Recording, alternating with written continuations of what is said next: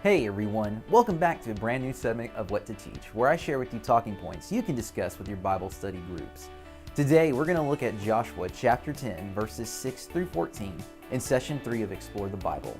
Let's start with the recap.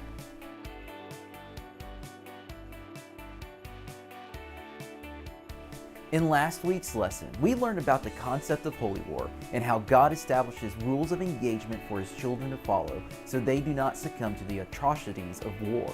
When they follow these rules, God is worshipped and the Israelites maintain their status as a holy people.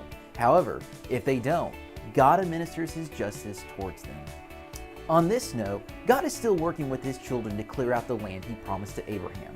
The task before the Israelites to conquer the land will not be easy, and they're about to take on their biggest battle to date. Yet, with God fighting for the Israelites, they will get to experience the true power of their God. In this week's talking points, we're going to discuss the consequences of the Israelites' failure to follow through with God's commands, and how God extends them his grace when they need it the most.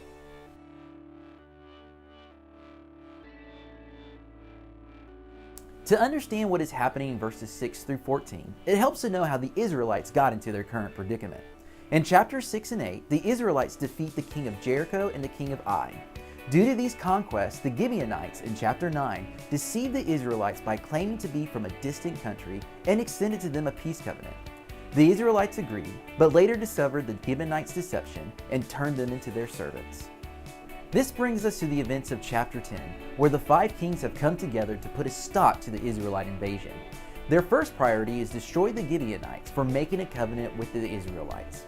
Now, the Gibeonites are making good on their covenant and calling Israel to their aid. A key verse for this conflict is found in chapter 9:14. So the men took some of their provisions, but did not ask counsel from the Lord. Due to this oversight, the Israelites are now drawn into an unnecessary battle against 5 different armies on the same day.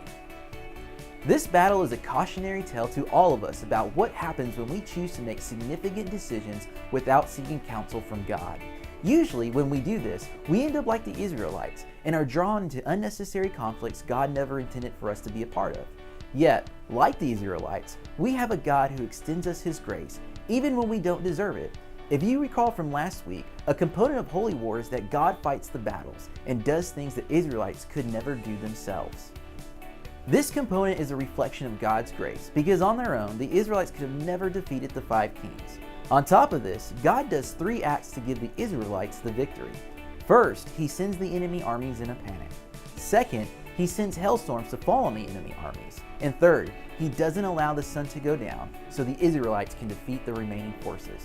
And to make sure we know this is all God and not the Israelites, verse 11 tells us, there were more who died because of the hailstorms than the sons of Israel killed by the sword. This battle was truly God's victory. With that said, we need to make good, solid application from our lessons. A Bible study isn't complete until we know how to apply the lessons to our lives. So here's what I've learned from this week's study.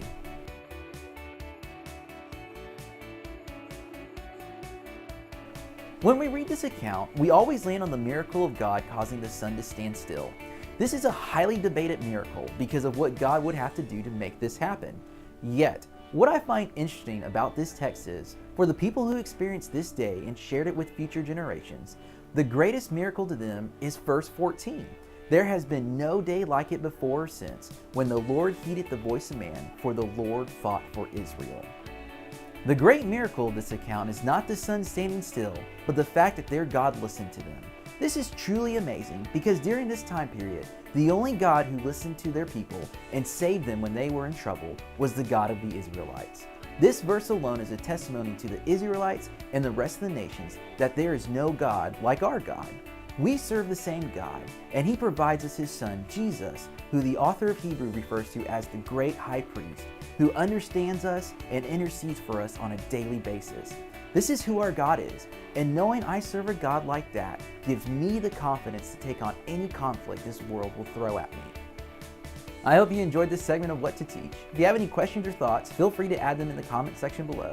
If you believe this video is helpful and would benefit other teachers or the people you lead, like it and share it with them.